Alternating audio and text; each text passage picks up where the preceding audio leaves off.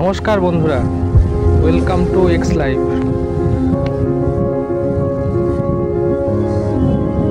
বাজারের সবথেকে বেশি সামুদ্রিক মাছের যোগান দেওয়ার অবলম্বন হলো ফিশিং ট্রলার। সমুদ্র উপকূলবর্তী এলাকার মানুষদের বেশিরভাগ অর্থ উপার্জনের উপায় হলো মাছ ধরা, এক কথায় জেলে। ভারতবর্ষের পশ্চিমবঙ্গ রাজ্যের দক্ষিণ 24 পরগনা জেলার মৎস্যজীবীদের বেশিরভাগ মৎস্য ধরার যে স্থান বা লোকেশন সেটা হয় বঙ্গোপসাগর।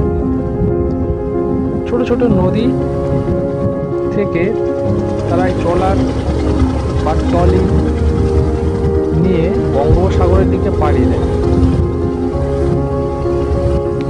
এই নদীটি হলো নামখানা নদী, দক্ষিণ 24 পরগনা জেলায়।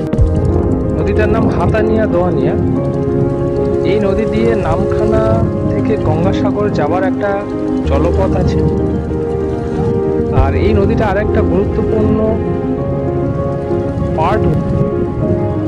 এই নদীটা দিয়ে ইন্টারন্যাশনাল যেগুলো গুড শিপ, সেই গুডস শিপগুলো এই জলপথ দিয়ে যাতায়াত করে। বেশিরভাগ বাংলাদেশের বেশিরভাগই জাহাজ এখান দিয়ে পাস হয়, এই নদীটা দিয়ে।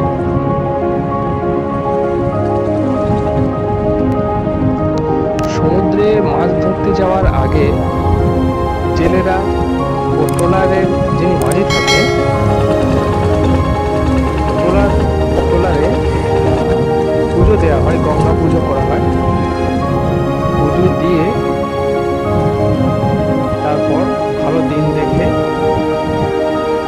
সমুদ্রের দিকে এরা রওনা দেয়।